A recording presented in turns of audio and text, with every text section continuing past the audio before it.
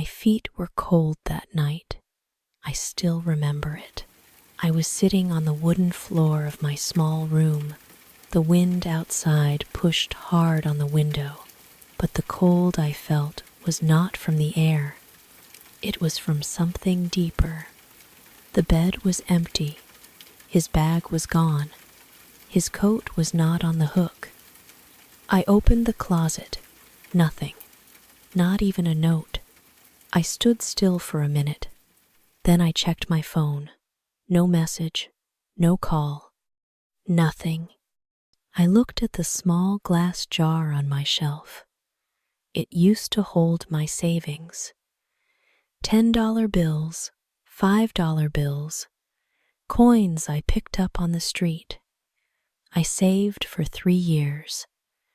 That jar was empty too. At first, I thought maybe he was coming back. Maybe he just went to get coffee. But his toothbrush was gone. His shoes too. I ran outside, down the street, past the stop sign. I looked both ways. Only darkness and streetlights. That was the moment I knew he left. He didn't just take the money. He took the story, the promise, the smile he gave me every morning. He took the plan for our small house in the woods. He took my trust. I wanted to scream, but my voice was stuck. I sat on the floor again, back where I started. My dog, Penny, came close. She looked and rested her head on my knee. I held her close. My hands were shaking. I whispered, "Why did he do this?" But no one answered. Not him. Not the wind. Not even me. He walked into the shop on a rainy Tuesday. His hair was wet, his boots full of mud. I was putting books on the shelf when he spoke. "Do you have something by Hemingway?" he asked. His voice was calm, a little tired, but warm. I looked up. His eyes were light brown, not sharp, not cold, just honest. I gave him the book. He smiled.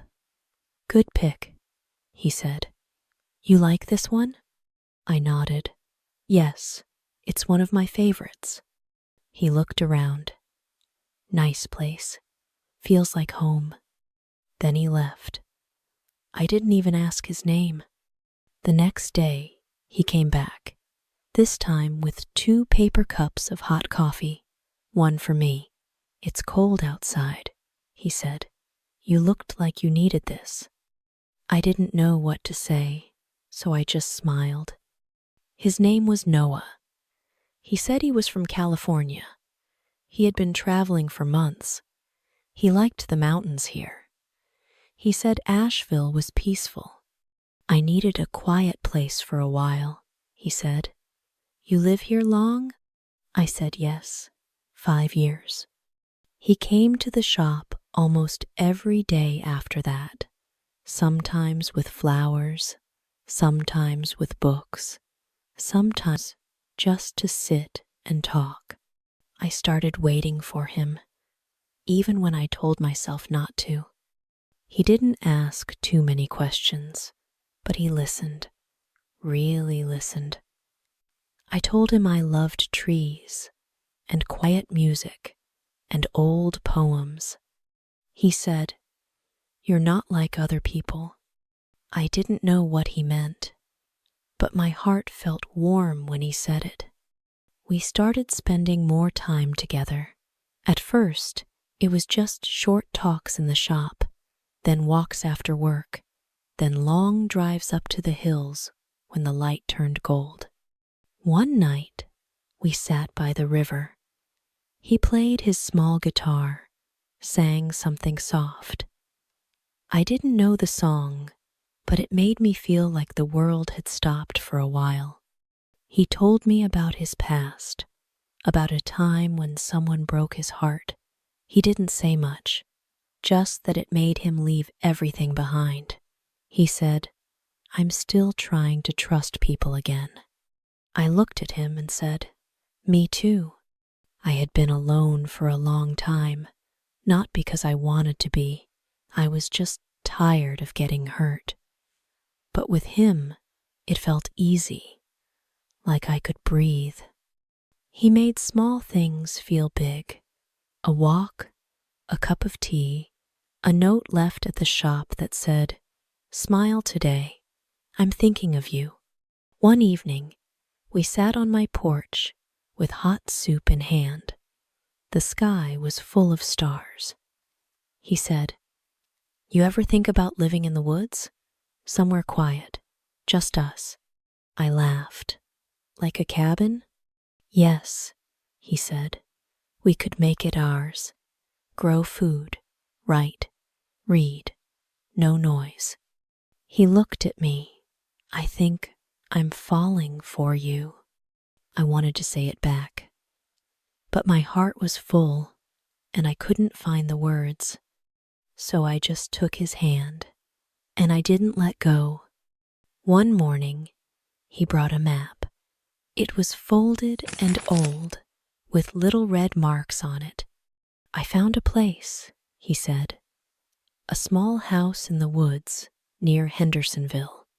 It's not perfect, but it's real. We could make it ours."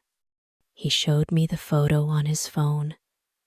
A cabin with a green roof, 2 small windows, trees all around, a porch with 2 chairs. "It feels like something from a book," I said. He smiled. "Then let's live that book." We started talking about it every night. What we would grow, where the books would go. I could write by the window while he made tea. He told me we didn't need much, just peace, just each other. "I'm tired of renting," he said. "I want to build something real." But he said, "This is life too. This is something we both want." He said he was waiting for a check from California. It would take a little time, but we had to act fast. The house could be gone in days. "I'll take care of everything," he said. "All I need is for you to believe in this, in us." I looked at the photo again. That little green roof felt like home. And I said yes. He said we needed to move fast. The owner of the cabin wanted a deposit by the weekend. He looked calm, but his hands moved when he talked. "I have most of it," he said, "but it's stuck in an old bank in California. It'll take time. I tried, but it won't clear until next week." I watched him take out papers. There were photos, numbers, names, a printed paper that looked like an agreement. He said, "If we lose this, I don't think we'll find another like it." My hands were cold. I stood up, walked to the small shelf in my room. I opened the glass jar. It was full of folded bills and coins. My years of saving, my dream of school. I held the jar and looked at him. He smiled. "It's not just money. It's our life. It starts here." I didn't say much, just nodded. I wanted to believe. I wanted to trust. That evening, I went to the bank. I signed the paper, took out $18,000. I held the envelope close. I felt both fear and hope. Back at my place, he held the envelope like it was gold. "Thank you," he whispered. "You won't regret this." He kissed my forehead. "I'll go meet the owner in the morning." I cooked us dinner. He laughed, made a small fire. He played a slow song on his guitar. Everything felt full, warm, real. But that was the last night I saw him. The next morning, The sun came up soft behind the trees. I made coffee and waited. His guitar was still by the door, his cup still on the table. He said he would meet the owner by 9. At 10, I sent a text. No reply. At 11, I called. The phone rang once, then stopped. At noon, I walked to his room. The small place he rented 2 blocks from mine. I knocked. No sound. I knocked again, harder. The door was open. Inside, the bed was made. The closet was empty. The shelf was clean. His boots were gone, his coat too. I stood there, not breathing. A woman from the office downstairs came up. She looked surprised to see me. Are you looking for Noah? I nodded. He left early, like 6 a.m., took a taxi to the bus station. My voice was stuck. He say anything to you? She shook her head. He said he had to move fast, something about work. I walked home like a ghost. My legs didn't feel real. Back in my room, I stared at the wall. The paper with the cabin photo was still on my desk. I looked at it for a long time. I picked up my phone again, called once more. The call didn't go through. I didn't cry. Not yet. I just sat down on the floor. I touched the empty glass jar. Then I let my hand fall, and the room went quiet. So quiet it hurt. That night the rain came, not soft like before. It hit the windows hard, like the sky was angry too. I sat on the couch with a blanket. I didn't turn on the lights. My phone lay face down on the table. Hey, how are you doing these days? Are you resting enough? Sometimes we carry more than we show. If that's you right now, I'm here with you. I didn't eat, I didn't sleep, I didn't speak. In the dark, I thought about his voice, his laugh, the way he said my name, over and over, like a song I could not stop. I thought about the green roof, the porch, the small chairs we never sat on. I thought about the jar, my school, my plan, my trust. And then I felt it. Not sadness, not fear, shame. I gave too much. I wanted to believe so badly. I forgot to ask the right questions. I forgot to protect myself. The next morning, I called the bank, asked if the money could be stopped. They said no, it was gone. I went to the small police office. A man at the desk took notes. He was kind, but his eyes said what I feared. If you gave it to him, we can't do much. I walked out into the rain. The world moved on, but I stood still. That week, I lost my job. The shop was cutting hours. I was the last one in, the first one out.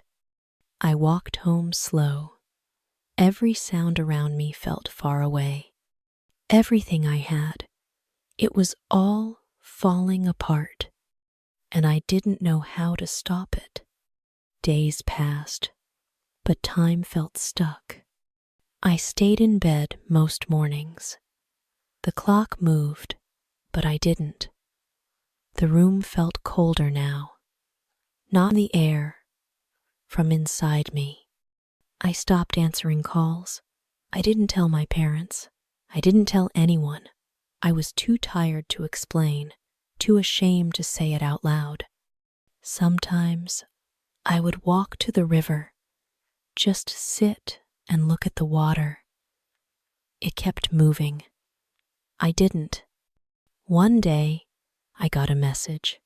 It was from Judith, an older woman who used to visit the shop every week.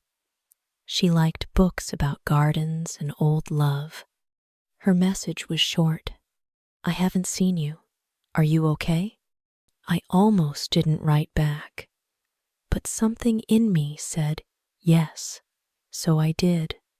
She asked me to come for tea, said she missed talking. I went. I didn't dress up. I didn't bring anything. I just showed up. Her house was small and warm. She gave me a cup of tea with lemon. We sat in quiet for a while. She didn't need to. Then she said, I don't know what happened, dear, but I do know this. The ground under you is still there. You're just too tired to feel it now. That's okay. I looked at her. She smiled, and something inside me cracked. Not in a bad way. Not like before. This time, it felt like the start of something. Judith gave me a small notebook. It had a soft brown cover and smelled like paper and dust. Write one thing each day, she said. Just one thing that is real. So I did. At first, my words were few. The air is cold. The tea was warm. I saw a bluebird today. But over time, the pages filled. Some lines were sad. Some lines were still, but they were mine. One morning, I posted a few words online. Just a small part of what I wrote. He promised me a home, but left me with rain. I didn't think anyone would see it, but the next day, there were comments. Dozens. Then hundreds. Some said, this was me. Some said, I needed this. Some just said, thank you. I cried when I read them. Not the way I cried after he left. This time, it felt clean. More people wrote. More people shared. I kept posting, not to be seen, but to let it out. People I didn't know told me their stories. Stories of being left, being lied to, but also stories of standing back up. I wasn't alone anymore, not in the way I thought. One night, I sat by the window. Judith was asleep, the stars out. I picked up my notebook and wrote. He took my trust, but not my voice. And that truth was enough to keep going. Weeks passed. The air turned warmer. The trees near Judith's home began to bloom. I started going outside more, just for short walks at first, then longer. Judith gave me a small space in her garden, a corner with soft soil and morning light. I planted 2 rows of green beans, a few herbs, and 3 sunflowers. Every morning, I went out with my cup of tea. I touched the soil. I talked to the seeds like they were old friends. It helped. I still wrote every night. Sometimes I shared what I wrote, sometimes I didn't, but the notebook was never empty anymore. One afternoon, I got a message from someone I didn't know. She said, I read your words. They helped me get out of bed today. Please don't stop. That night, I cried again. But it was a good kind of cry. Like my heart was letting go of something heavy. I started baking too. Judith let me use her small oven. I made bread, muffins, even a pie once. We shared it. with neighbors. They smiled. They said, "You should do this more." For the first time in a long while, I felt useful, not just broken, not just someone who had been left. I still didn't know where I was going, but I knew I was no longer lost. I looked at my hands, dirt under my nails, flour on my skin, and for once I felt proud. Not because I was perfect, but because I was still here, still standing, still trying.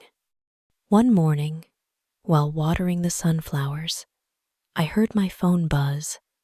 It was a number I didn't know. I almost didn't look, but I did. It was a message from him. "I'm sorry. I couldn't stay. I didn't mean to hurt you. I had nothing, and I didn't know how to say that. I hope you're okay." I stared at the screen. My hands felt still. My breath felt small. For a long time, I just sat on the porch with the phone in my hand. I didn't cry. I didn't shake. I just felt clear. He was gone. He left. He lied. But this time, I didn't feel broken. I didn't want answers. I didn't want to yell. I didn't even want him back. I just wanted peace. I thought about writing back, just one word or nothing. I turned the phone off and put it on the table. I made tea. I went back outside. The sun was high, the dirt warm. The leaves on the beans moved with the wind. Life was still happening. Judith sat on her chair with her book. She looked up and smiled. "Bad news?" she asked. I shook my head. "Old news," I said. She nodded. "Then let it be old." So I did. I didn't delete the message. I didn't need to. It had no power now. The wind moved past me, and for the first time since he left, I didn't look back. A few days later, I got an email from a woman named Beth. She worked for a small book group in Portland. She had found my writing online. She said, "Your words feel true. We'd love to talk about turning your story into something more." I read the message 3 times. I didn't answer right away. I wasn't sure if I could do it. I wasn't sure if I wanted to open it all again. But Judith saw my face and asked, "What did they say?" I told her. She smiled. "You gave your pain a voice. Now give it wings." So I called Beth. We talked for an hour. She didn't ask for big things, just small pages, honest ones. I said yes. I spent the next few weeks writing under the tree in the yard. I wrote about the green roof, the fake house, the cold room, the glass jar. I wrote about the way shame feels heavier than loss, and how kindness, even small, can help you stand again. I didn't write to be known. I wrote to breathe. Sometimes I stopped and looked up at the sky. The clouds moved slow, like time was finally soft again. Judith brought me tea. Penny sat by my feet. The sunflowers were tall now, almost as tall as me. I didn't have the life I planned, but I had this, a new path, and it was enough. For now, it was more than enough.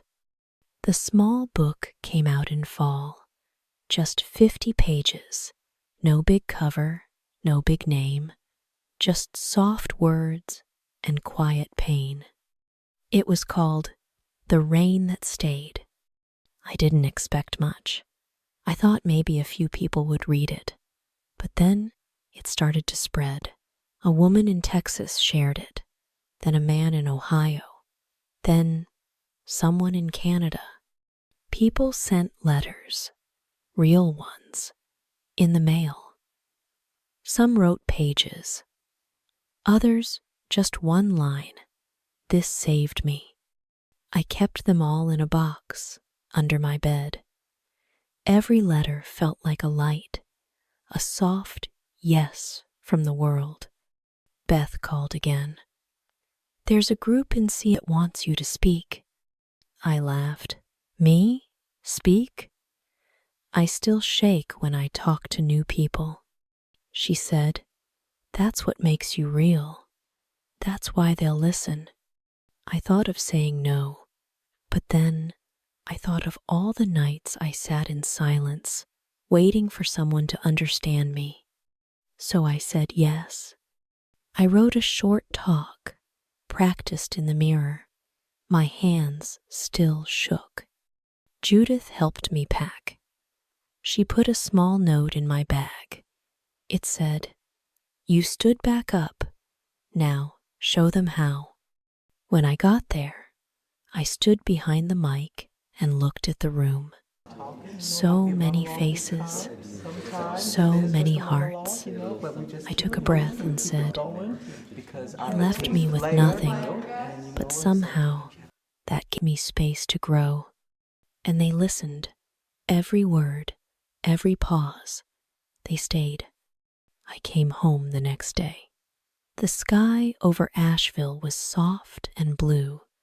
The air smelled like rain, but not the heavy kind, the clean kind, the kind that makes things grow. Judith was waiting on the porch with Penny. She waved, slow and warm. I dropped my bag and hugged old pages, words I wrote when my heart was cracked open. I didn't cry. I smiled, just a little. The sunflowers were gone now, but the garden was still there. And more things had grown in their place. I wasn't the same girl who gave a man her last dollar. I wasn't the same girl who waited by a cold phone. I was still me, but I was more now. A little stronger, a little wiser. Still soft, but not breakable. I didn't hate him. I didn't wish him back. I just hoped he found his way too, far from me, but safe. I looked at the light inside Judith's house. I looked at Penny sleeping near my feet. I looked at my hands, and I whispered, I didn't get the house, but I found home. Not one built with wood, but one built with kindness, with healing, with truth. A home inside myself. And this time, it was mine, all mine. Sometimes, the people we trust most are the ones who leave the deepest cuts. Not with loud words, but with silence, with doors that close and never open again. But pain doesn't have to be the end. This story reminds us that even when someone walks away with your trust, your plans, your heart, you still have something left. You have your hands, your voice, your breath, and that's enough to begin again. You don't need to run fast. You just need to stand. Kindness matters. A warm cup of tea, a small garden, one note from someone who cares. These are not little things. They are soft lights in the dark. The path to healing is not loud. It's slow, like flowers that open one petal at a time. But it is real. The people who break us do not get to keep us. They only take the part we let them, what we build after. ours. And sometimes, when the world takes your house, it gives you a home inside yourself. A home no one can steal. A home that stands, even in the rain. Have you ever trusted someone with your whole heart and they left without saying goodbye? Maybe they didn't take your money, but they took something else. Your time, your peace, your sleep. And maybe you still think about it at night, in the car, while waiting for the coffee to brew. But here's the truth that this story shows so clearly. You didn't lose everything. You're still here, and that means there's more to come. You don't need to be fixed to be strong. You don't need to forget to move on. You just need to keep breathing, keep showing up, keep holding on to the part of you that still hopes. And if this story touched you even a little, then maybe it will help someone else too. Maybe you know someone who's quiet lately, someone who doesn't talk like they used to, someone holding pain behind soft smiles. Share this story with them, not to fix them, just to remind them they're not alone. Sometimes, the smallest video at the right time can feel like a friend sitting next to you in the dark. If you liked the story, let this be comment that video. number 7. For If you someone think you the care story about, could be better, they might not comment say it out loud. number 8. but We are they'll always never here, forget that you did. working hard to bring you the best stories. Thank you for watching, our dear friends. Your support means everything to us. See you in the next story.